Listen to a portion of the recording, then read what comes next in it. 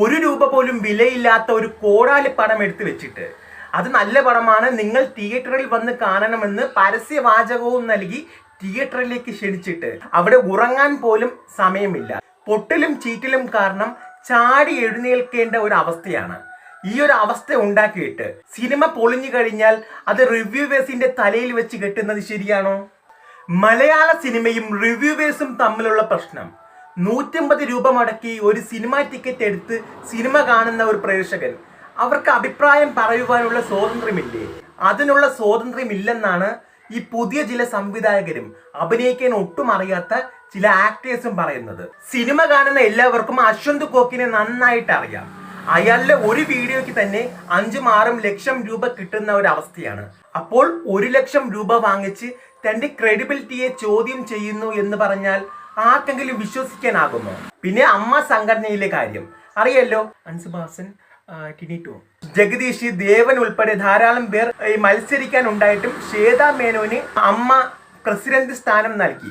അത് സ്ത്രീകൾ ഉയർന്നു വരണം എന്നുള്ള ഒരു കാര്യം കൊണ്ട് മാത്രമല്ല, സിനിമാ മേഖലയിൽ കൂടുതൽ അലിഗേഷൻസ് ഉണ്ടാകാതിരിക്കുവാൻ വേണ്ടി കൂടിയാണ്.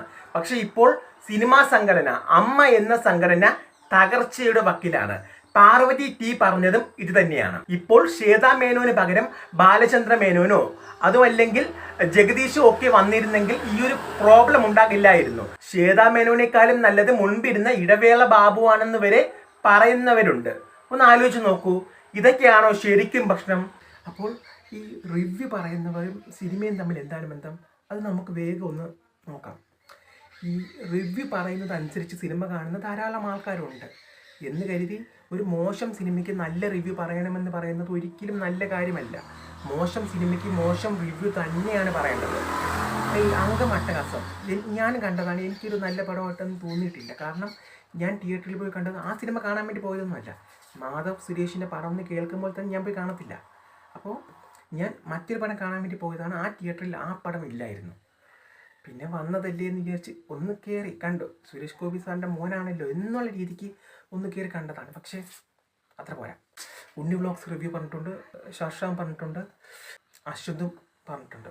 ഇപ്പോൾ അശ്വന്തിൻ്റെ പറച്ചിലാണ് കുറച്ച് ആൾക്കാർ ഈ നിർമ്മാതാവൊക്കെ നെഗറ്റീവായിട്ട് എടുക്കുന്നത്. അശ്വന്ത് ഒരു തെറ്റും ചെയ്തിട്ടില്ല. സിനിമയുടെ നെഗറ്റീവ് റിവ്യൂ അത് നെഗറ്റീവ് ആയതുകൊണ്ട് തന്നെയാണല്ലോ പറയുന്നത്. അതിപ്പോൾ നല്ലൊരു പടമാണെങ്കിൽ ആരും നെഗറ്റീവ് റിവ്യൂ പറയുകയില്ല. ഈ അംഗം അട്ടഹാസം അത് സ്ക്രിപ്റ്റിൽ ശ്രദ്ധിക്കാമായിരുന്നു, ഡിറക്ഷനിൽ ശ്രദ്ധിക്കാമായിരുന്നു. ഒരു സംവിധായകൻ എന്നത് ഒരു സിനിമയുടെ എല്ലാ മേഖലയിലും കൈമുദ്ര പതിപ്പിക്കുന്ന വ്യക്തിയാണ്. മേക്കപ്പ് മുതൽ കോസ്റ്റ്യൂം മുതൽ ആർട്ട് ഡയറക്ഷൻ, സിനിമയിൽ മറ്റ് ഡിപ്പാർട്ട്മെൻറ്റ്, എഡിറ്റിംഗ്, മ്യൂസിക്, എല്ലാ മേഖലയിലും സംവിധായകൻ്റെ നിർദ്ദേശപ്രകാരം നീറ്റായിട്ടുള്ള രീതിക്കാണ് ഓരോ കാര്യങ്ങൾ ചെയ്യിച്ചെടുക്കുന്നത്. ഇതൊന്നും ഇടപെടാതെ നോർമലായിട്ട് എന്തെങ്കിലും ഒന്ന് ഷൂട്ട് ചെയ്ത് വെച്ചാൽ ഈ പ്രേക്ഷകരെ ഇത്ര മാത്രമേ പ്രേക്ഷകരുള്ളൂ എന്നുള്ള രീതിക്ക് പടച്ചു വിടുമ്പോൾ അത് എങ്ങനെ പ്രേക്ഷകർ കണ്ടുകൊണ്ടിരിക്കും? അപ്പോൾ ഈ അന്യഭാഷക്കാരാണ് ഇത് വെച്ച് കൂടുതൽ മുതലെടുക്കുന്നത്. മലയാള സിനിമ നശിച്ചുകൊണ്ടിരിക്കുകയാണ് എന്നുള്ള രീതിക്കൊക്കെ ധാരാളം പോസ്റ്റുകളൊക്കെ കണ്ടിട്ടുണ്ട്. അതുകൊണ്ട് മാത്രമാണ് ഞാൻ ഈ വീഡിയോ ഇടാൻ കാരണം. വർഷങ്ങളായിട്ട് സിനിമയിൽ വർക്ക് ചെയ്യുന്ന ഒരാൾ എന്നുള്ളത് മലയാളം, തമിഴ് സിനിമയിൽ. പക്ഷേ മലയാളം ജനിച്ച് വളർന്ന നാടായതുകൊണ്ട് തന്നെ ഒരു ഇഷ്ടം കൂടുതലായിട്ടുണ്ടല്ലോ. നിങ്ങൾക്ക് എല്ലാവർക്കും എൻ്റെ ചെറിയ വീഡിയോ ഇഷ്ടമായെന്ന് വിചാരിക്കുന്നു. മറ്റൊരു വീഡിയോയുമായി നിങ്ങൾക്ക് മുമ്പിൽ എത്തുന്നവരെ bye from Mahavishnu. Tata, by.